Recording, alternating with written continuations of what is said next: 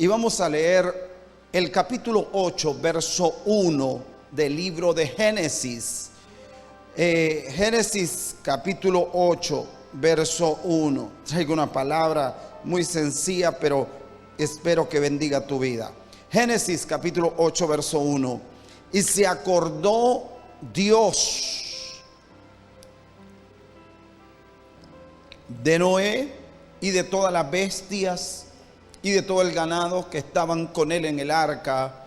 Y Dios hizo pasar un viento sobre la tierra y decrecieron las aguas. Quiero hablarte esta noche sobre estos principios que he venido tocando desde el día viernes para tener un nuevo comienzo, que son elementales, que son importantísimos tomarlos en cuenta para no seguir cometiendo los mismos errores, para enfrentarnos a una nueva etapa, a nuevos retos, con actitudes diferentes, con una mentalidad distinta, con acciones que son las que finalmente van a provocar que nosotros tengamos éxito después de pasar por una prueba como la que nos ha tocado vivir, y que de acuerdo a lo que se está prediciendo, hablaban primero de una epidemia, luego la Organización Mundial de la Salud lo declaró pandemia, que es cuando la enfermedad traspasa las fronteras y el mundo entero se contagia con una enfermedad y se convierte en una enfermedad o en este caso un virus que ha afectado a la población mundial. Pero luego hay otro término que le han agregado, y que ayer que compartía con una de mis hijas espirituales, que es médico, me decía que ahora ya se está declarando que es una endemia. Y una endemia es aquella enfermedad o mal que no es quitado. Se vuelve un mal endémico que los seres humanos vamos a tener que aprender a convivir con eso, y que finalmente se va a convertir como una enfermedad que va a quedar permanente. Así que mire, las cosas no estarán fáciles, pero Dios siempre nos dará un nuevo comienzo. Y fíjese qué interesante que cuando la Biblia dice que Dios se acordó de Noé, que estaba en el arca en aquel confinamiento por más de 5 meses, dice la palabra de Dios que Dios se acordó de Noé y de todos los animales que estaban en el arca con él. Ahora, esta palabra recordar es una palabra que en la raíz primaria significa marcar. Es como marcar para ser reconocido. O sea, que cuando Dios se acuerda de alguien, le pone una marca, y esa marca es para ser reconocido. O sea, la Biblia dice, hablando de Ana, que Dios se acordó de Ana, y entonces al recordar a Ana, le dio un hijo varón. Y ese hijo varón llegó a ser un hombre extraordinario y conocido en Israel.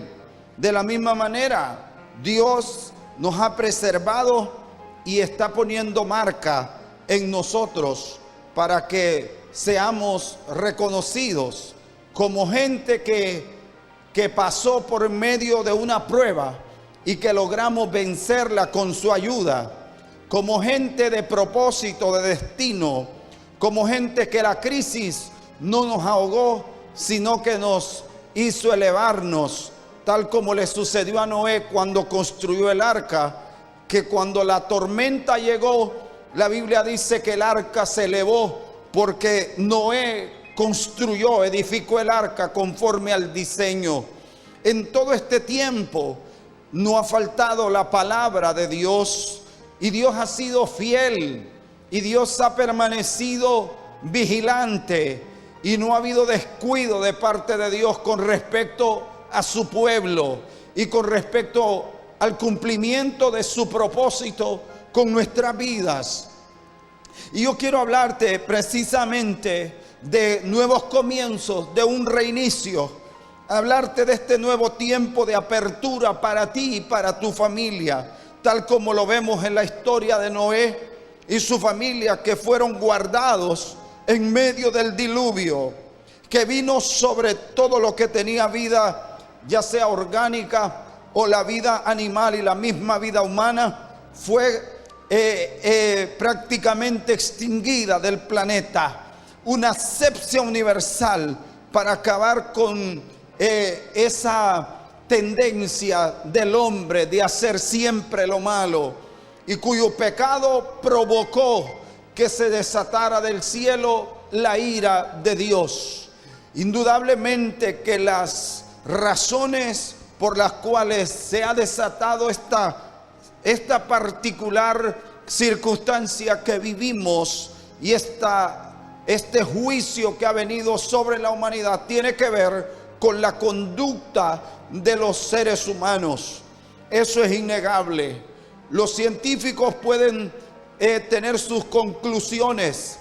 Los que creemos en un Dios que gobierna y que el universo está bajo la supervisión y el control de Dios, creemos que Dios ha permitido esto, obviamente con propósitos, porque Dios hace de las tragedias milagros, pero que indudablemente es un sacudimiento a los cimientos del mundo, del sistema, para que entiendan que el Señor, y entendamos todos que nuestro Dios es el dueño de la tierra, tal como lo dice el Salmo 24.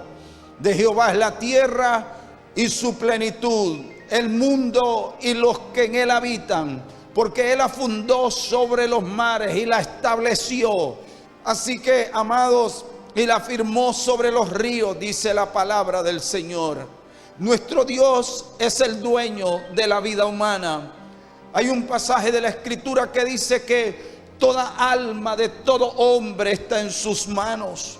Pero entonces, volviendo a la vida de Noé, después de aquel confinamiento de 5 meses y más días, hermano, llega el momento en que Dios se acuerda, lo preserva, porque Dios no preserva a las personas en medio de las tragedias para luego mantenerlos encerrados en una burbuja, en una zona de comodidad.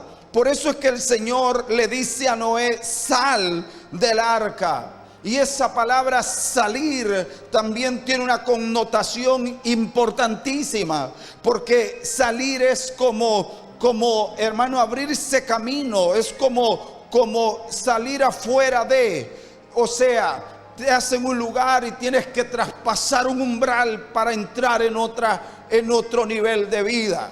Y es por eso que Dios nos está llamando a nosotros a no quedarnos cómodos como estamos ahora, pero tampoco nos llama a salir a repetir nuestra misma conducta que teníamos antes de haber pasado y de haber entrado en este confinamiento.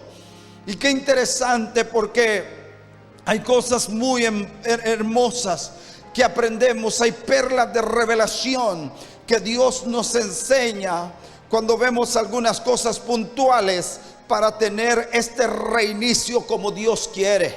Por ejemplo, miremos Génesis capítulo 8, verso 15 al 16. Una de las cosas que Dios hace, el viernes compartí algo, pero esto también es algo que importa mucho, tiene mucho peso espiritual, para que lo medites, para que hagas conforme a la palabra que el Señor nos está dando. En el Génesis capítulo 8, verso 15 al 16, mira lo que dice: entonces habló Dios.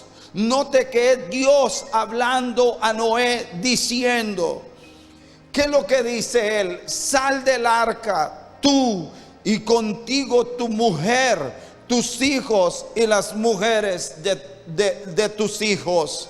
Una de las cosas que yo veo aquí es que Dios es específico, y mire el orden en el que establece este nuevo comienzo de la familia de Noé.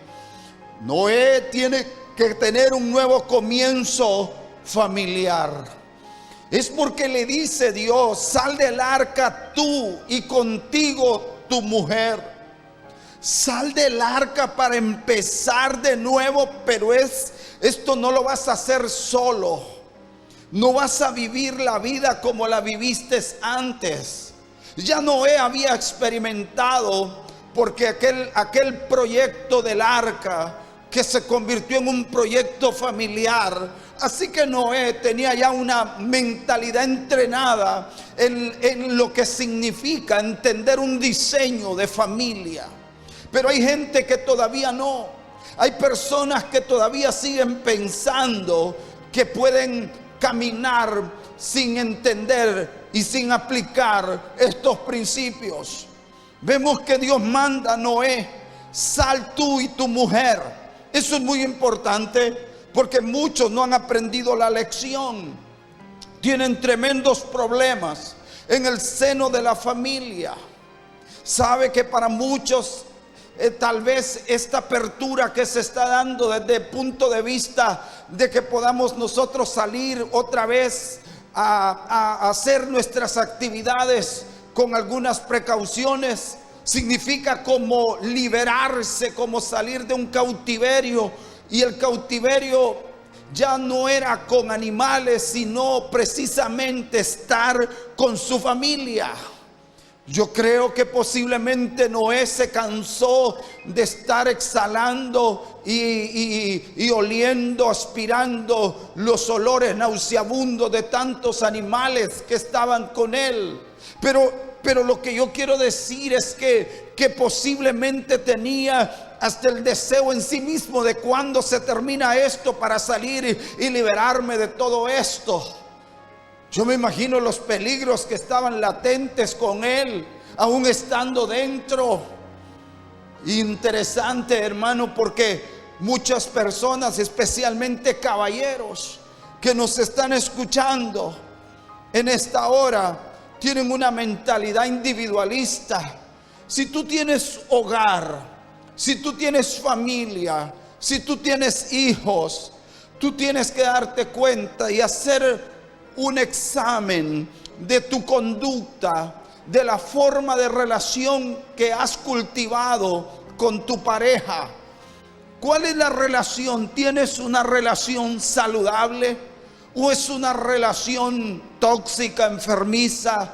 ¿Es una relación hiriente? ¿Es una relación individual donde cada uno de los que allí viven o moran en una casa hace su mundo aparte? ¿Hay alguna actividad en la que tú haces algo en conjunto? ¿Cómo es tu trato verbal con tus hijos e hijas? ¿Cómo es tu trato verbal para tu esposo? Porque no solamente hay hombres que maltratan, sino también hay mujeres que muchas veces no saben cuál es su rol y al no entenderlo empiezan a violentar los principios de la palabra de Dios. Y sabe una cosa interesante, que no se necesitan paliativos. Hay tremendos problemas en el seno de la familia, pero no lo arreglan nunca. Solo aplican paliativos que nunca producen fruto. El encierro tuvo que haberte servido. A Noé le sirvió para poner en orden su vida matrimonial. Claro que sí. Por eso Dios le dice a él: sal del arca tú y contigo tu mujer. Para poder empezar tienes que poner en orden tu casa. Para que puedas tener éxito en tu vida matrimonial, a tal grado que el Señor le manda: sal tú y contigo tu mujer. De alguna manera el desastre de la raza humana comenzó cuando Adán no supo cultivar el huerto que le asignaron. Esta tarea de cultivar un huerto no es una idea pastoral, no, es un diseño familiar. Cultiva el huerto, Adán. Y el huerto que le dan a Adán, obviamente había un espacio físico que tenía que trabajar y cultivar, pero pienso en el ámbito espiritual, tenía que ver con el esfuerzo de él en satisfacer, en suplir, en invertir su vida, en cultivar su relación, no solo con Dios, sino también con la mujer que tenía al lado. ¿Sabes? Le asignaron a él cuidarla, pero creo que gran parte de su desastre fue que no pudo él cuidar ese huerto.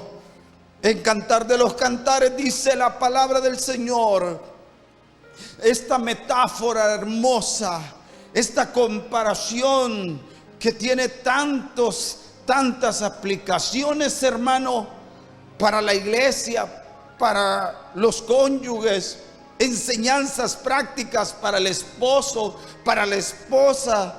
Entenderlo desde el punto de vista ministerial es fabuloso, pero desde el ámbito familiar, dice Cantares capítulo 1 verso 6, dice la palabra del Señor: no os fijéis que soy morena, porque el sol me ha quemado. Los hijos de mi madre se enojaron conmigo, me pusieron a guardar las viñas y mi propia viña no guardé.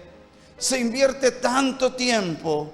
Tienes que estar consciente de un nuevo comienzo, y que tu nuevo comienzo inicia con los tuyos, poniendo en orden las cosas en tu casa, tomando decisiones en tu vida para que Dios pueda bendecirte, para que Dios pueda usarte de manera poderosa.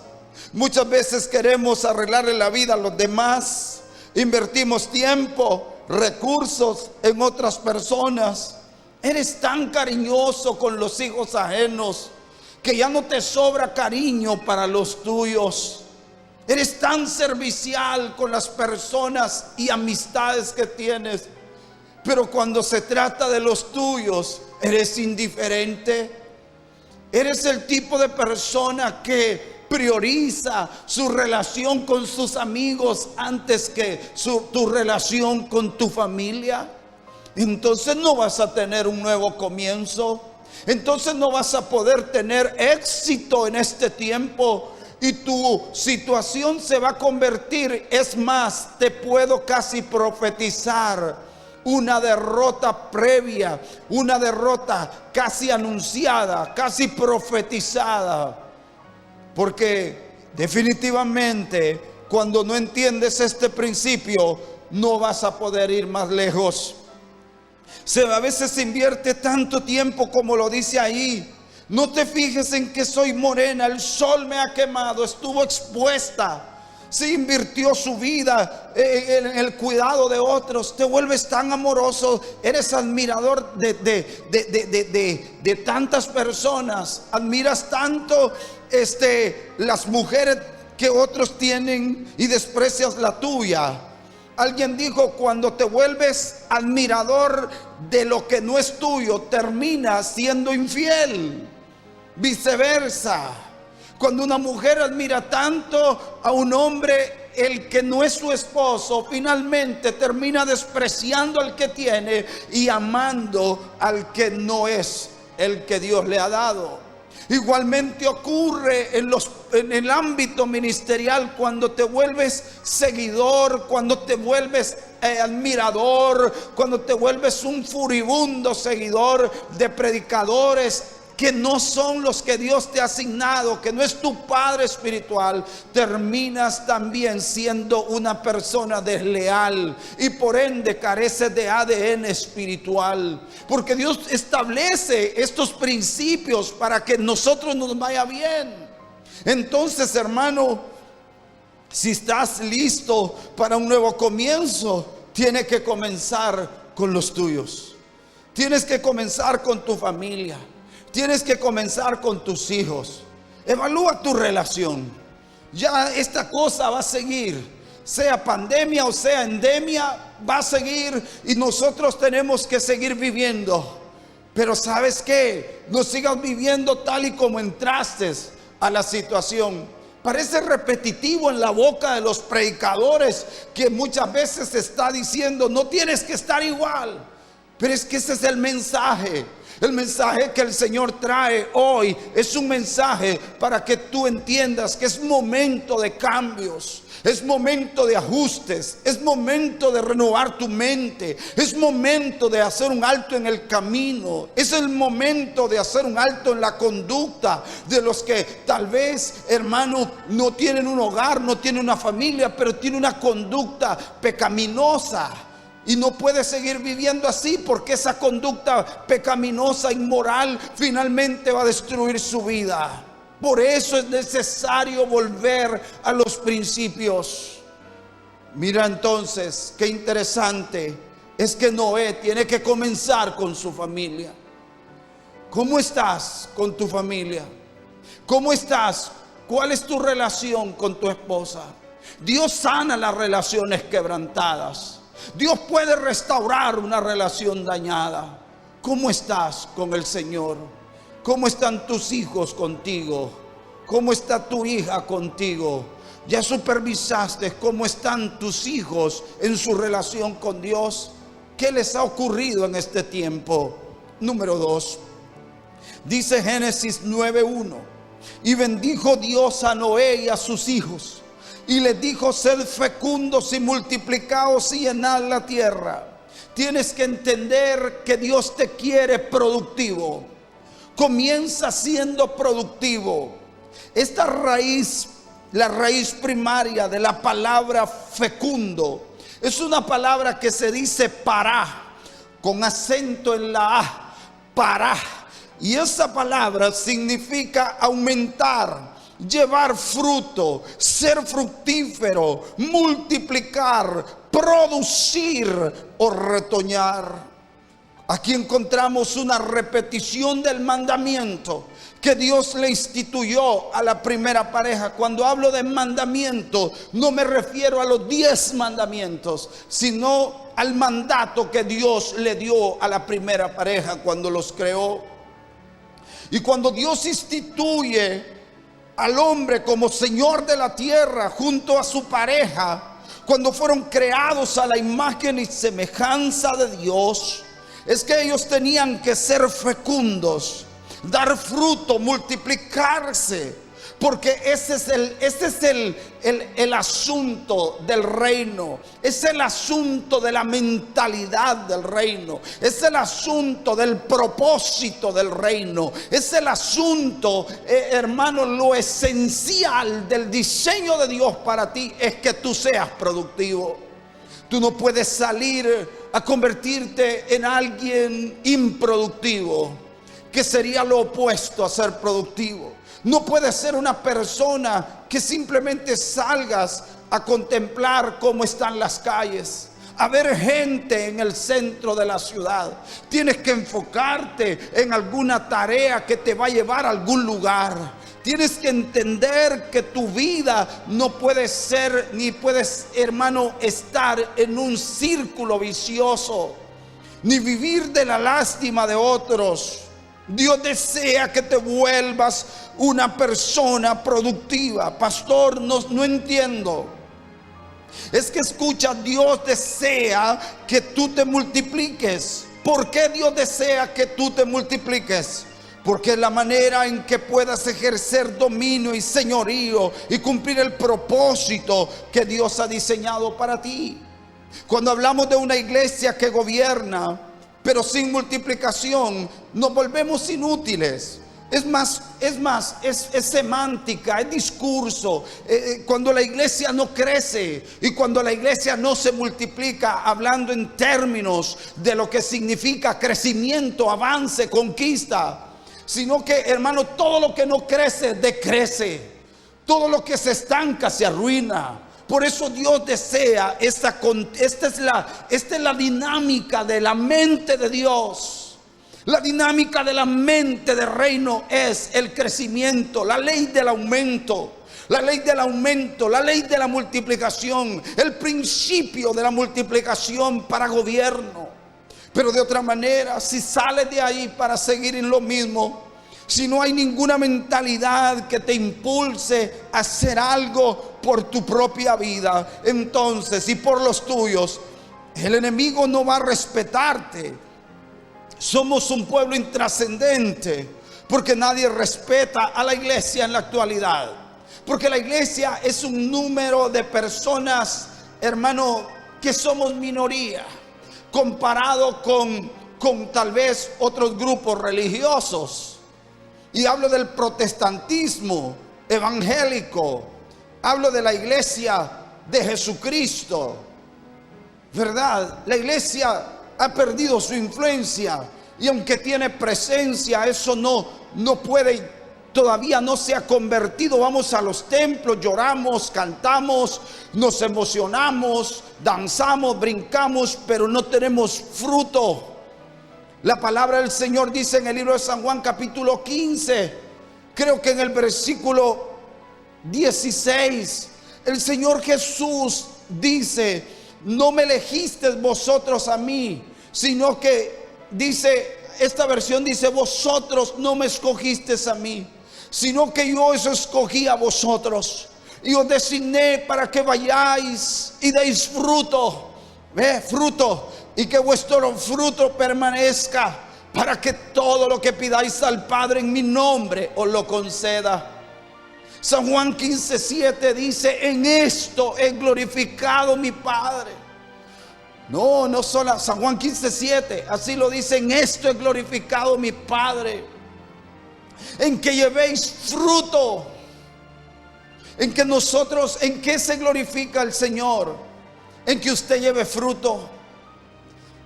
Usted tiene que ser alguien productivo, no perfecto. Hace tiempo prediqué una serie sobre ser productivo, aunque no seas perfecto. Porque el pámpano que lleva fruto es limpiado para que lleve más. Y si tiene que ser limpiado es porque todavía es imperfecto, pero está dando fruto. Pero el que no da fruto, ese se seca y es utilizado nada más para leña, dice la Biblia. Entonces, amado, tienes que entender que lo que Dios quiere aquí es que tú empieces a poner por obra este principio de ser fecundos, de dar fruto y de multiplicación. Si lo trasladamos al liderazgo cristiano, a la visión local de la iglesia, tenemos que crecer, tenemos que dar fruto. ¿Cuál es tu fruto? Quizás vas a volver a hacer una reunión de discipulado y todos los que un día iban a tu discipulado ya no están, porque los descuidaste, porque fuiste indiferente, porque fuiste apático.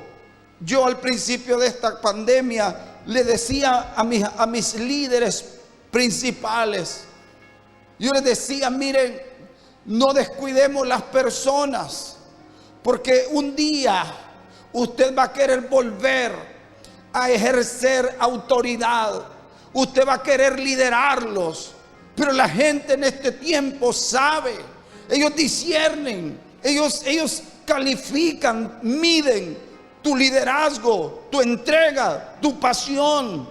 La gente ya no es así como antes. No, ellos saben quién es el pastor que está al frente. Ellos saben qué líder es el que se preocupa. ¿Por qué? Porque asumiste una responsabilidad que va más allá de tu propia comodidad. Por eso el Señor nos manda a nosotros. ¿Cuál es tu fruto? Te pregunto. ¿Cuál es el fruto que tienes? ¿Dónde está el fruto? Más bien lo perdiste, más bien se apagó. Pero bueno, Dios te está llamando en este tiempo a un nuevo comienzo. Ahora, el aspecto número 3 es que en Génesis 9, 8 al 9 dice: entonces habló Dios a Noé y a sus hijos que estaban con él, diciendo: he aquí yo establezco mi pacto con vosotros, con vuestra descendencia después de vosotros. Camina en el poder del pacto. camina en el poder del pacto. Algunos que miden los tiempos y la lectura que le dan a los tiempos y al diseño de los tiempos, no lo hacen desde las dispensaciones, sino que lo hacen desde los pactos, y hablan del pacto adámico, y luego hablan de ese pacto noético, y del pacto abrahámico, del pacto mosaico, del pacto davídico, y del pacto finalmente mesiánico, que es eterno. Pero no quiero discutir el asunto de la interpretación de los tiempos o de la lectura o cómo lo califican, sino más bien darnos cuenta que Dios establece un pacto con Noé. Y este pacto con Noé es un pacto de Dios con un hombre. Porque si vas a hacer cosas grandes, tienes que caminar en pacto con Dios. Tienes que caminar en pacto con Dios. La palabra pacto en el hebreo, esa palabra se dice berit. Y berit significa cortar. Por eso es que el profeta Elías fue llevado a Berit, el arroyo donde fue cortado, para que conociera el pacto y la provisión sobrenatural de Dios. Y fíjate que ahí fue cortado el profeta, fue cortado de su dependencia humana y aprendió a conocer el pacto que Dios con Dios, a caminar en pacto en medio de una situación. Ayer hablaba con una persona y me decía: pastor, necesito un consejo. Tengo esto y esto y esto. Al escucharle me di cuenta que tiene muchas iniciativas maravillosas, pero que posiblemente sean de Dios, pero está fuera de tiempo. Y lo primero que le dije es: tienes que cerrar eso, porque si no te está produciendo. Porque en el reino de Dios, cuando hay un hombre que camina en el pacto, hay un compromiso del eterno, en una provisión constante, no importando lo que esté pasando.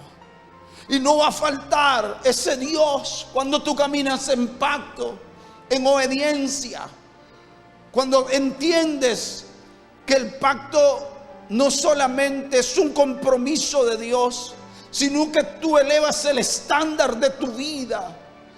Entonces Dios no puede evitar que hasta ti llegue todo lo que ese pacto establece.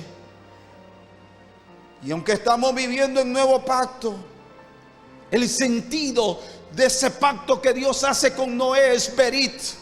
Y berit quiere decir cortar o derramar sangre, porque se hace pasando en medio de piezas de carne, como en el caso de Abraham. Berit significa pasearse en medio de pedazos de carne.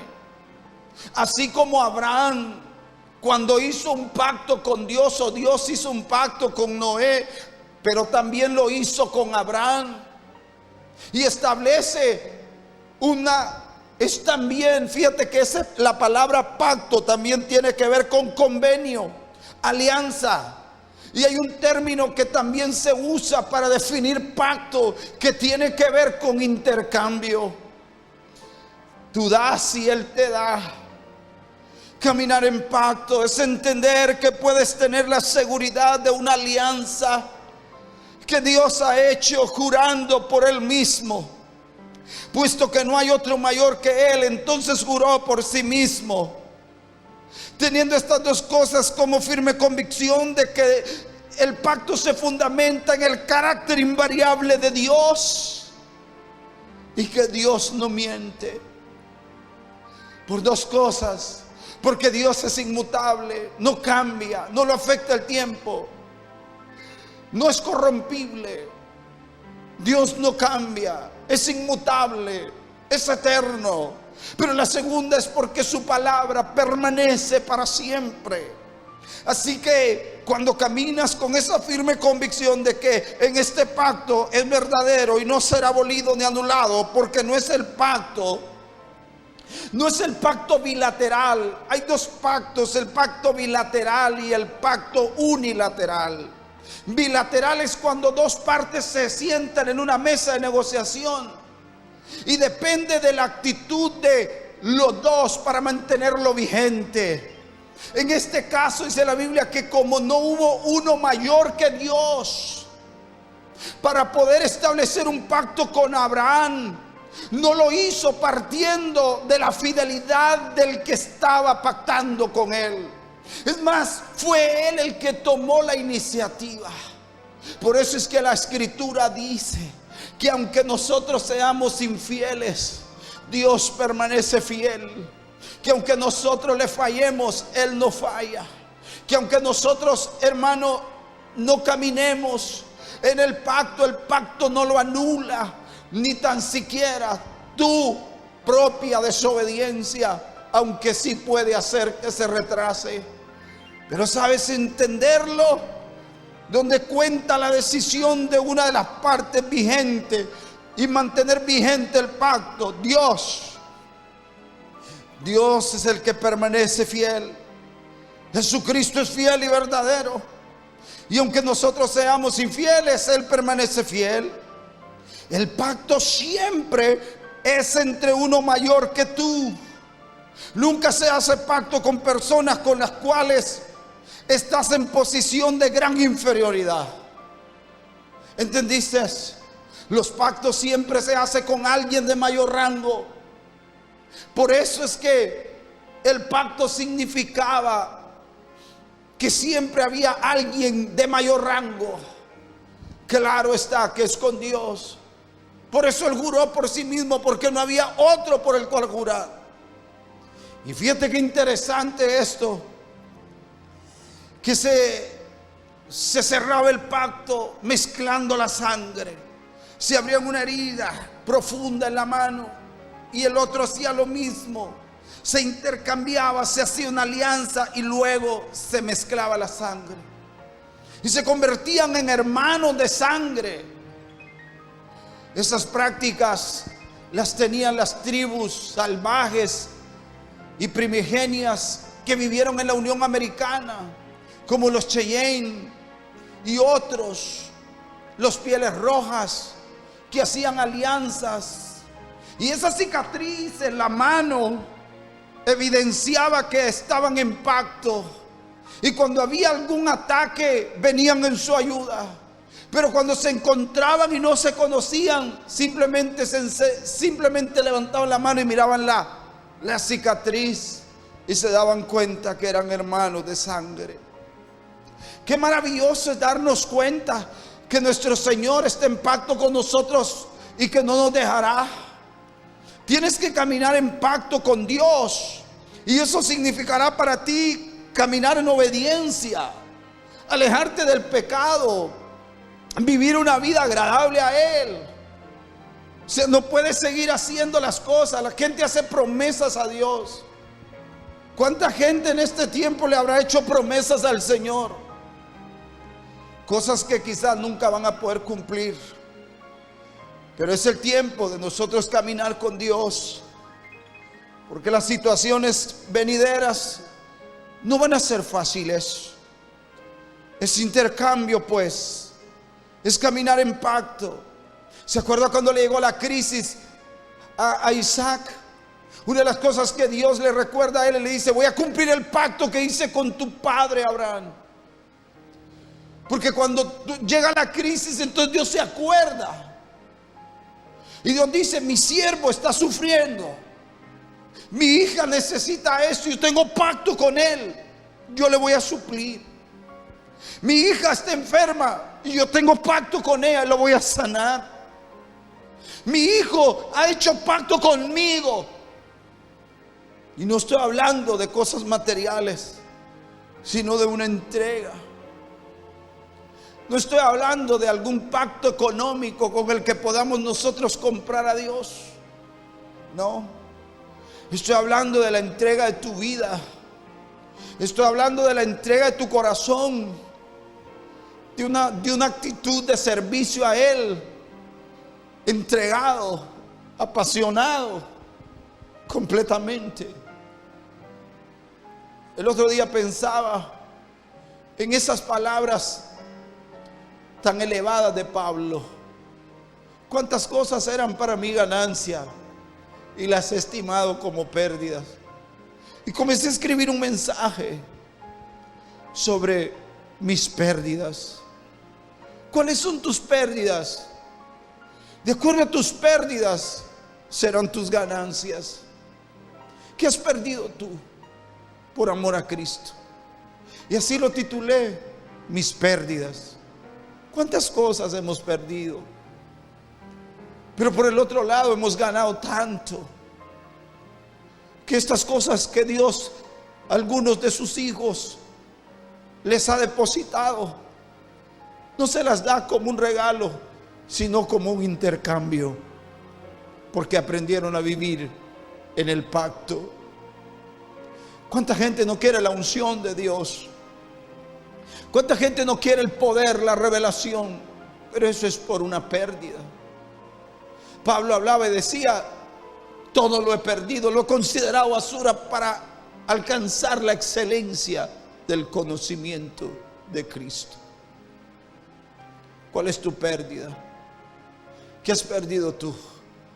En el reino hay que perder para ganar. El aspecto 4 de este mensaje está en Génesis 8:22. Y mira lo que dice la bendita palabra. Génesis 8:22, y luego la versión internacional, el mismo pasaje lo traduce. Dice: mientras la tierra permanezca, la siembra y la siega, el frío y el calor, el verano y el invierno, el día y la noche nunca cesarán. La nueva versión internacional dice: mientras la tierra exista, habrá siembra y cosecha, siembra y cosecha, frío y calor, verano e invierno, días y noches. La versión internacional. Las cosas comienzan de nuevo. Te dije, número 1, un comienzo familiar. Número 2, tienes que tener mentalidad productiva. Número 3, tú tienes que caminar en pacto con Dios. Número 4, tú tienes que aprender que estás equipado para ser productivo. ¿Y de qué estoy equipado para ser productivo? Tal vez todo lo perdiste. Imagínate a Noé, si todo lo perdió. Las cosas comienzan de nuevo cuando entendemos estas pequeñas perlas de revelación en nuestra vida. Cuando hemos pasado por las muchas aguas de la prueba. Para tu nuevo comienzo, entonces el Señor te equipa dándote una sola cosa: semilla. Tu nuevo comienzo está relacionado con la semilla. La semilla a la que nos referimos aquí no es dinero, porque esta es la pésima idea de muchos cristianos. Cuando se habla de semilla, ya todo el mundo está pensando en dinero. No es dinero. La semilla a la que me refiero no necesariamente es dinero. Cuando Dios dice que no cesará mientras la tierra exista, no cesará la sementera, está diciéndole a Noé: Noé, vas a comenzar de nuevo, y para ello te voy a dotar de semilla. Porque para que el mundo vuelva a poblarse, para que haya una reproducción de árboles y de géneros distintos, lo primero que voy a hacer es dotarte de una semilla. Ahora, eso es en el término de la vida biológica, de la vida orgánica de las plantas. Pero en términos de una persona, ¿de qué hablamos, pastor? Estoy hablando de que una semilla no es dinero, pero es una idea sobre un negocio. Es aquella pequeña luz encendida en tu cabeza. Es la idea inesperada que llega a tu pensamiento, que si la implementas se va a convertir en pan. Ejemplo, tú le pides dinero a Dios y Él te responde con un trabajo. Tú le puedes pasar toda la noche pidiendo a Dios: Señor, envíame dinero. Y tú crees que en la mañana te sientas a esperar y va a aparecer debajo de tu puerta un sobre conteniendo todo el dinero del mundo. Eso no funciona así. Dos cosas da Dios. Número uno, te da la sabiduría. Lo más poderoso que tienes en ti son sus semillas, que en primer lugar puede ser una idea de algo que está dentro de ti latiendo, que se apoderó de tu mente sobre un negocio para salir de esta situación y un recomienzo, un reinicio, una nueva etapa. ¿Sabes qué? Dios está poniendo ideas en sus hijos. No eches a perder. Entonces te decía que si tú tienes, por ejemplo, la idea de que Dios te va a dar dinero, no lo va a hacer, pero te va a dar trabajo. Y el trabajo te va a dar dinero finalmente. ¿Te das cuenta?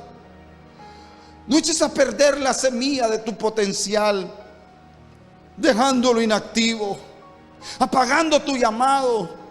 Ahí está escondido. Esa es una semilla que Dios puso dentro de ti. Tu llamado, que se irán contigo si no las usas. Son semillas que pueden morir contigo. Lo más valioso en tiempo de crisis es la semilla, para evitar morir, porque la semilla es la materia prima que Dios dota a los seres humanos. Puede ser una semilla de la palabra de Dios, porque la palabra rema también es semilla. El sembrador salió a sembrar. Así comienza la vida del reino. En tu vida, la vida Zoe tiene que ver con que tú en tu terreno de tu corazón. Por eso entender la parábola de Mateo 13 es vital. Y hay miles de gente que hablan de esa parábola, pero no son pocas las personas que entienden realmente qué significa la parábola de Mateo 13. Y se van a los comentarios, y van a los comentarios de Scofield o de la plenitud o cualquier tipo de comentario, y no hay, porque eso es una revelación que tú tienes que tener. Un día te voy a explicar la parábola y lo que significa, porque la mayoría interpreta 4 terrenos.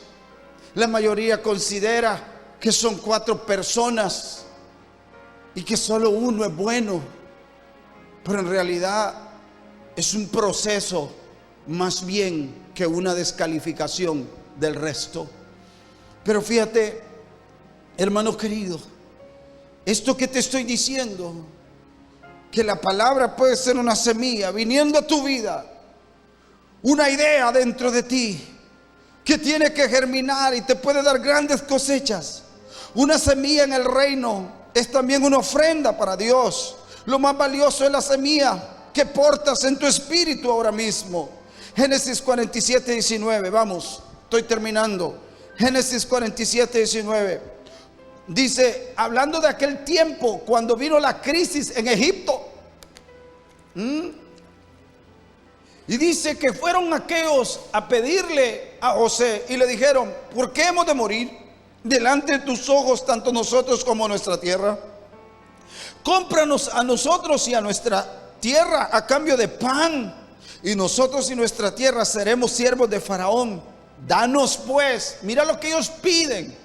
En un tiempo de crisis, lo que ellos piden es: danos pues semilla para que vivamos, número 1, para que no muramos, número 2, y para que la tierra no quede desolada. Entonces la semilla es un escudo contra la muerte. La semilla evita que tú te vuelvas pobre y que la tierra quede desolada. ¡Qué tremendo! Ahí están los códigos de tu nuevo reinicio. En 2 Corintios 9:10, quiero que notes este pasaje porque es vital para mí hacértelo entender. 2 Corintios 9:10 dice así: el que da semilla al que suministra. Pon la versión Reina Valera porque es la mayoría de personas tiene esta versión. Y dice: el que da semilla al que siembra y pan al que come, proveerá y multiplicará vuestra sementera y aumentará los frutos de vuestra justicia. La versión internacional y la versión de las Américas lo traduce diferente. Porque quiero que noten lo que dice: el que da semilla al que siembra y pan al que come. Y pareciera que son dos personas diferentes. Pareciera que a unos Dios les da semilla y a otros que no tienen semilla siempre les da pan para que coman. Entonces, ¿para qué quiero semilla si al final siempre voy a tener pan? Pero es que el pan es el resultado de una semilla. Entonces la traducción está mala, porque la versión internacional y la misma versión de las Américas lo traduce de esta manera. Poner la versión nueva versión internacional. Mira lo que dice: el que le suple semilla al que siembra. Esa es la traducción correcta del pasaje. Porque cuando usted lee allá: el que da semilla al que siembra y pan al que come, entonces bueno, está hablando de dos personas. Y pareciera que está hablando de dos tipos de personas diferentes. A uno les da semilla y a otro les da pan. Al final, bueno, yo lo que quiero es llenarme la panza y no hay problema. Si no me da semilla no hay problema, siempre me va a dar pan. No, el pasaje, la interpretación correcta es: el que le suple semilla al que siembra. Dios siempre le da semilla al que siembra. También le suplirá pan para que coma. Y tercero, aumentará los cultivos y hará que ustedes produzcan una abundante cosecha de justicia. Gloria a Dios. ¿Te das cuenta? ¿Te das cuenta por qué tú no tienes pan? Porque nunca has tenido semilla. Y vuelvo a la carga: es que Dios da semilla al que siembra y también le dará pan. Pero el que no siembra no puede tener. Es que la semilla es tan importante. Y vuelvo también a repetírtelo: no estoy hablando de dinero, aunque en su multiforme interpretación abarca también esos aspectos. Cuando tú tienes la generosidad. Una viejita me escribió una carta en estos días y me cuenta sus sueños que ella ha tenido, y me habla de cosas. Y leí esa carta, y a medida iba leyendo esa carta que me llegó, se me iban llenando los ojos de lágrimas. Seguro me estará viendo esa ancianita. Y ella decía: estoy tan agradecida por el rebaño Compañerismo Cristiano. Y dice muchas cosas. La iba a traer para leerla.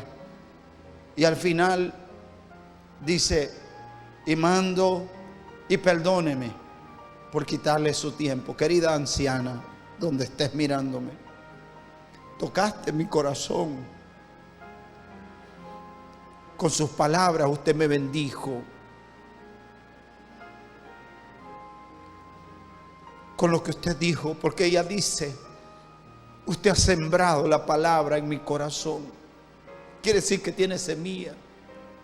Y esa viejita manda a decirme que quiere que la bautice. Pero no solamente eso, me mandó una ofrenda de 100 lempiras. Guardé esos 100 lempiras. Los guardé juntamente con esa carta. Y nunca lo voy a gastar. Nunca. Ahí lo voy a dejar. Y cuando tenga que dar un testimonio de alguien generoso, voy a hablar de usted. Por esa semilla. Porque Él da pan al que tiene semilla. Dice la Escritura, Eclesiastés 11:6. Dice: de mañana siembra tu semilla. Llevo 53 minutos predicando. De mañana siembra tu semilla, y a la tarde no des reposo a tu mano, porque no sabes si esto o aquello prosperará, o si ambas cosas serán igualmente buenas. Eclesiastés 11:1 dice: echa tu pan sobre las aguas, porque después de muchos días lo hallarás. La idea era que en los días en que el Jordán se desbordaba por sus fronteras, la gente venía y regaba semillas, y las aguas las llevaban corriente abajo, y luego los campos kilómetros abajo empezaban a florecer, porque alguien puso semilla en aparentemente una pérdida. ¿Cuánto ha sembrado Yo no sé. ¿Cuánto has dado? Yo no sé. Es asunto tuyo. Pero ¿cuánto te ha dado Dios? ¿Estás equipado con ideas nuevas? Voy a terminar acá.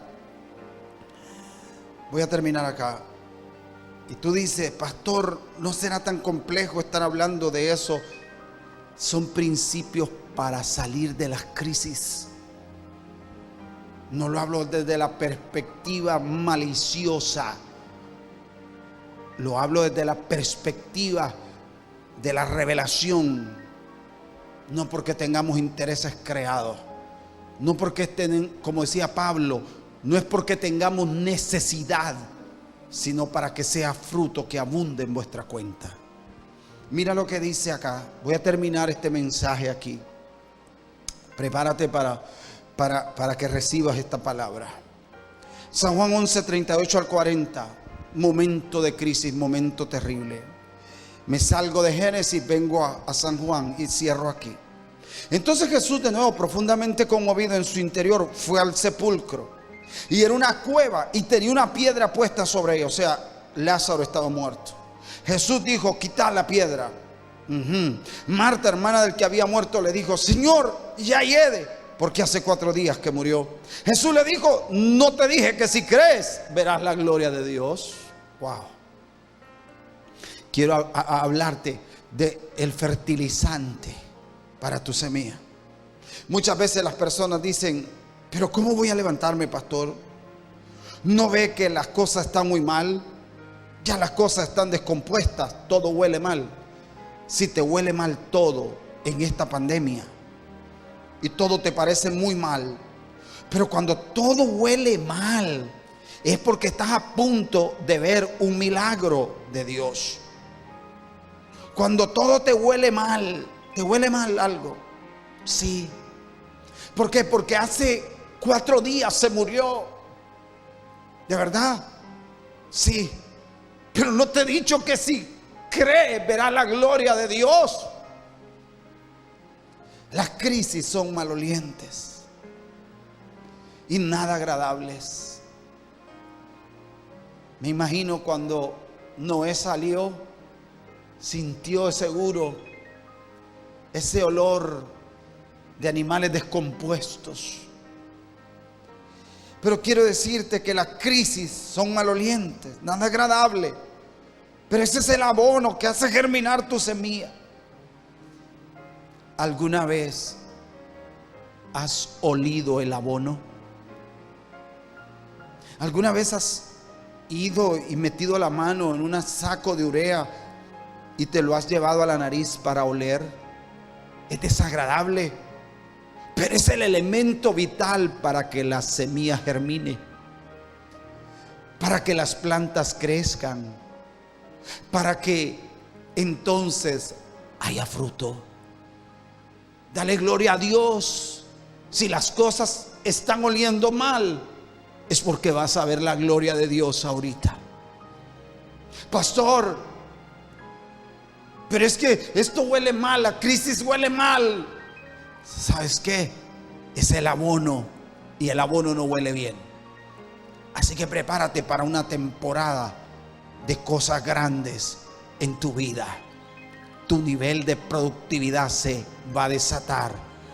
Vas a ser productivo en medio de esto y Dios va a hacer cosas grandes contigo. Levántame tu mano y recibe esa palabra. Padre, en el nombre de Jesús, quiero decirte, Señor, que estamos agradecidos por tu palabra. Gracias, Señor, por este rema. Padre, yo entiendo. Yo quiero que ahí donde estás repitas conmigo esta palabra. Repite conmigo lo que te voy a decir. Levanta tu mano ahí donde estás y repite, que tú mismo te escuches. Y di conmigo: yo soy el deseo de Dios. Soy el tipo de persona que Él quiso preservar para llevar a cabo su propósito. Y estoy listo. Diga conmigo otra vez: yo soy el deseo de Dios. Soy el tipo de persona que Él quiso preservar para llevar a cabo su propósito. Y dígale: gracias, Señor. Padre, cuán agradecidos estamos en esta noche por tu santa palabra. Oh, Espíritu Santo, ministra los corazones. Gracias, Padre. Gracias, Espíritu Santo. Oh, llena los corazones. Toca, sana, levanta, anima. Oh, Espíritu de Dios, toca esa familia, toca ese matrimonio que ya ni las manos se dan ni se rozan. Ese hijo hazlo volver, esa hija hazla volver. Espíritu Santo, toca, Espíritu Santo. Oh, cuánto amo al Espíritu Santo. Oh, Holy Spirit, we worship you, the Holy Spirit. I love you, Holy Spirit. Thank you. Thank you, Holy Spirit. I need you. I need you, Holy Spirit. Te necesito, Espíritu Santo. Ahí donde está usted, dígale: te necesito. Señor, equipa a tu pueblo para este tiempo. Haz cosas grandes en el nombre de Jesús. Vamos, levante su mano, comience a hablar en otras lenguas. Yo le digo al Espíritu Santo: toma mi lengua. Así que hablo en inglés, hablo en español, hablo en italiano, a saber cuántos idiomas hablaré. No sé. En realidad, en la vida natural solo puedo hablar español. Pero el Espíritu Santo está sobre tu vida ahora. Padre, yo bendigo a tu pueblo. Gracias por tu presencia, Señor. Sana a los enfermos, fortalece a los débiles, quita la depresión de los cuerpos.